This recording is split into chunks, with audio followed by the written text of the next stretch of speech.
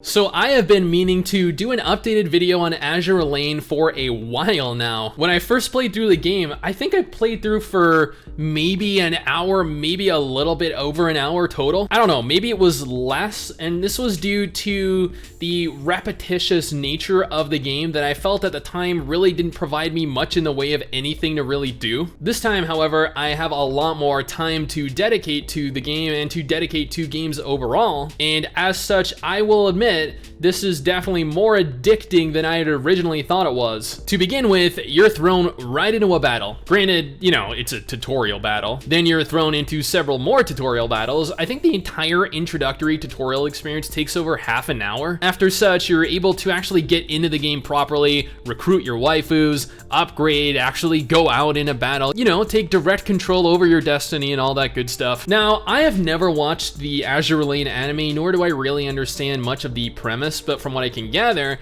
there are good warships and there are bad warships. We recruit the good warships and we're attempting to stop the bad warships from, you know, doing bad warship guy things, or in this case, bad warship girl things, since there are no males in this game from what I've seen. And if it wasn't evident, yes, this is a gacha game, and from what I can tell, Azur Lane is absolutely packed with different waifus to collect. From what I played through, I gained access to a plethora of different waifus, as one would expect. They fill two different roles. Support, which stays in the backline and provides access to a variety of different skills that you can use, and the frontline heroes that, you know, they actually go out and you can control in combat.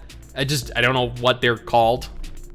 So, you know, frontline heroes. Speaking of, the combat in Azur Lane is actually very interesting. Your heroes, effectively referred to as a fleet, stick together and fire out shots horizontally. You're capable of directing them, but you don't have direct control over them. Battles consist of multiple waves of ships you need to eliminate, and larger ships with actual female avatars that act as mini-bosses and stage bosses. You're required to maneuver around enemy fire while positioning your own fleet appropriately to maximize damage output and skill usage. Battles themselves take place in an instance outside of the tile-based grid that missions take place in. Missions being the chapter-like form of progression present in-game. Graphically, the game's pretty adorable. You have an HQ that you can retire to and upgrade. You have a dorm that you can send your waifus to so that you can train them to be the ultimate waifu. There are plenty of side activities to do outside of the main story, which is more or less battle after battle after battle, and there's a ton of story to sit through as well, which makes the game highly worth playing purely off of those aspects alone. However, I'm not sure how difficult the heroes are to collect, as I recall people complaining at one point that they were more difficult than in other games. All in all, the combat, the graphical style, and the emphasis on story, even with it mainly consisting of ships finding ships, makes for a highly interesting title. But this is my opinion, my first impressions of the game.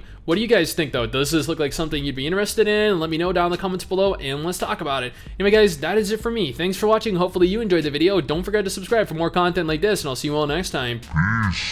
Peace. Someday soon I'm gonna make it.